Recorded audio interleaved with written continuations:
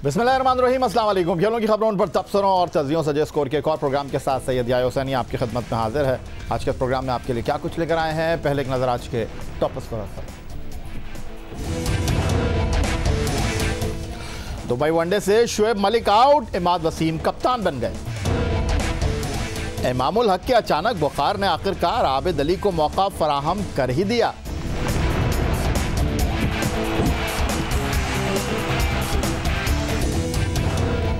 Chief selector Inzamamul हक और coach Mickey Arthur की नाक़िस हिकमत अमली पहली बन गई।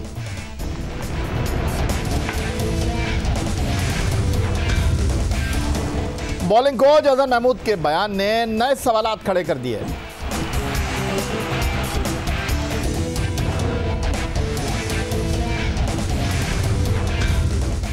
पाकिस्तानी बैट्समैनों के लिए अच्छी खबर, ऑस्ट्रेलिया ने पैट कमिंस को वतन वापस भेज दिया।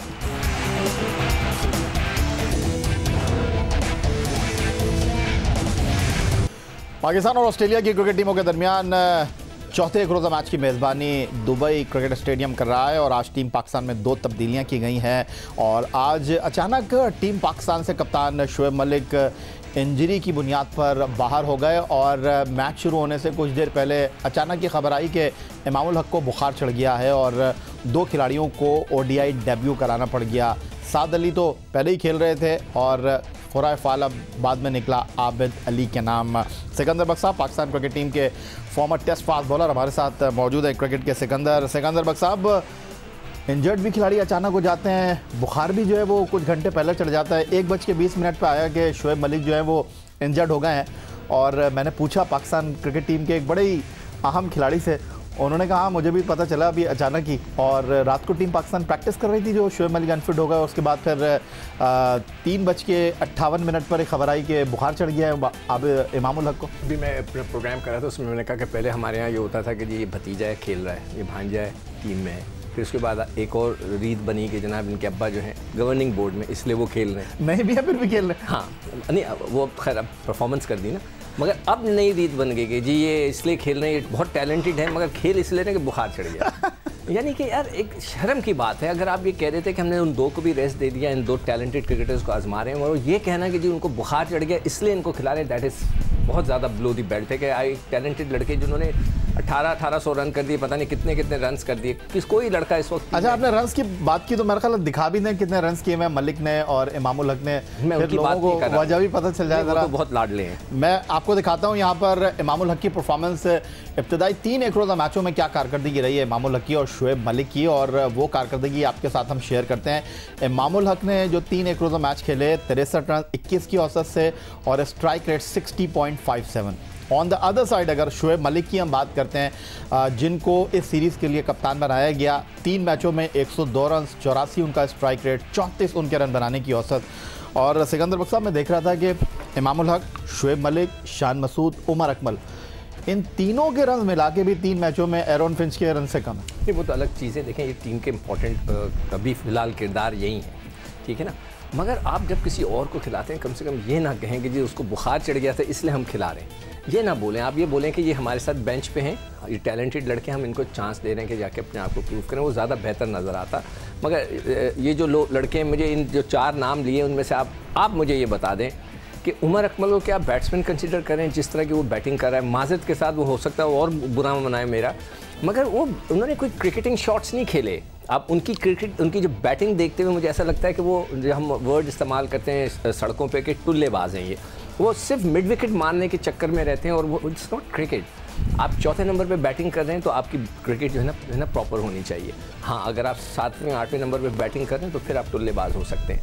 तो मैं हैरान हूँ इस बात पे कि उसके बावजूद भी कि वो इस किस्म की बैटिंग कर रहे हैं, उनको पूरा मौका दिया जा रहा है। अच्छा, ये मैं आपसे नहीं पूछूंगा कि वो फिट लग रहे हैं, वो टुल्लेबाज हैं।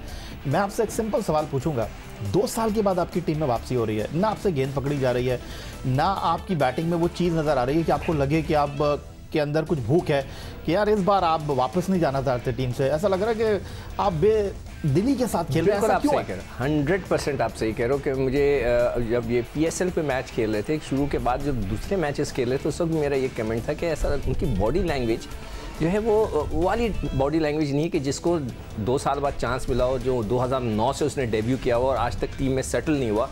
फिर भी अल्लाह ने उसको इतना मौका दे दिया कि आप दोबारा अंदर आते हैं, तो उसमें एक भड़क आनी चाहिए, एक बिजली सी दौड़नी चाहिए, करंट होना चाहिए, एक्साइटमेंट में कि यार मैं I am going to do something, मुझे पाकिस्तान में दोबारा कॉल होगी।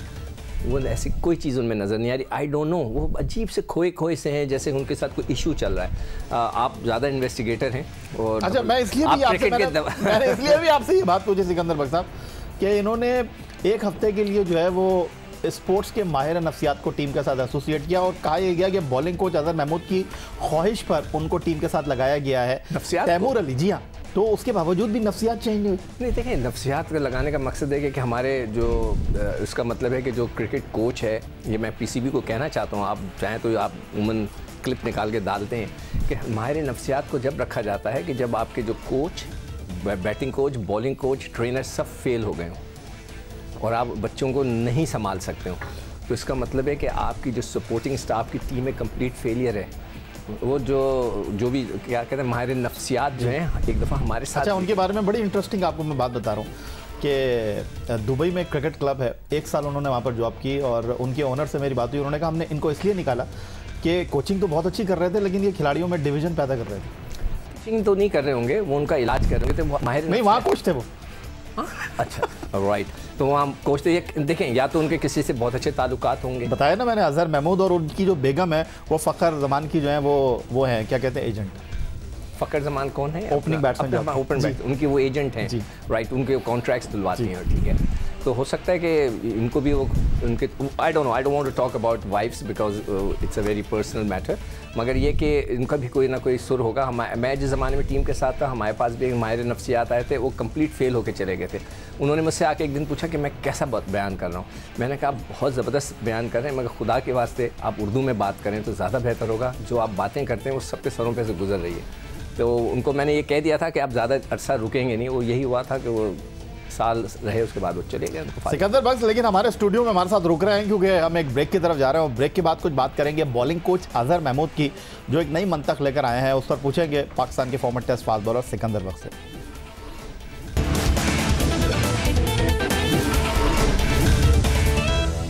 एक बार फिर कहेंगे आपको खुशामदीद। टेस्ट फास्ट बॉलर क्रिकेट के सिकंदर बख्श साहब हमारे साथ मौजूद हैं और पाकिस्तान टीम के बॉलिंग कोच अजहर महमूद इस टीम के साथ कर क्या रहे हैं ये तो नज़र नहीं आ रहा, लेकिन उन्होंने बयान ज़रूर दिया है और उनका कहना यह है कि पाकिस्तान टीम की ओपनिंग जोड़ी है उसके बारे में अब कोई हतमी बात नहीं कही जा सकती। फिर साथ साथ वो ये कह रहे हैं कि फ़खर जमान के साथ तीसरा ओपनर कौन होगा। इमामुल हक का भी उन्होंने बता दिया कि वो वर्ल्ड कप में जा रहे हैं और साथ साथ उन्होंने टीम मैनेजमेंट और सिलेक्शन कमेटी जो है वो गुम की सूरत हाल का शिकार है। उनकी गुफ्तगू से तो ऐसा ही लगता है। उन्होंने कहा कि वो आपको दिखाते हैं।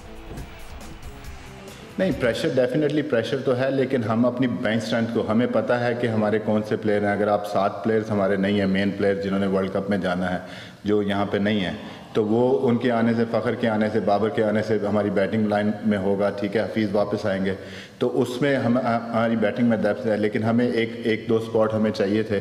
अगर हम तीसरा ओपनर लेके जाते हैं जैसे शान है तो उनको मौका मिला है। He is been playing well, उसने जो 40 किया है या 20 और रन्स किए हैं, तो he is hitting the ball well. So it's just getting opportunity कि इस लेवल पे आपको अपॉर्चुनिटी मिले और वो जाके आगे परफॉर्म। अजहर महमूद की गुफ्तगू से ऐसा लग रहा है कि जो लोग टीवी देखते हैं या क्रिकेट पर गुफ्तगू करते हैं उनको क्रिकेट की अलीफ बे का नहीं पता, ऐसे ही लग रहा है मुझे। तो वो कह रहे हैं शान मसूद तो बहुत एक्स्ट्राऑर्डिनरी खेल रहा है। एक्स्ट्राऑर्डिनरी तो बेचारा नहीं खेल रहा, कोच तो यही कह रहा है। वो he is just a bowling coach, he is not a selector. ना ही ये पाकिस्तान के बैटिंग कोच हैं, ना ही मतलब ये पार्ट होंगे, ऑब्वियसली हिस्सा लेते होंगे गुफ्तगू में, डिस्कशंस में, तो इनको सब पता होगा कि कोच किसके लिए क्या बात कर रहा है। तो इस लिहाज से उस रेफरेंस से बात करें तो इनको असूलन तो इतने कॉन्फिडेंस से नहीं कहना चाहिए।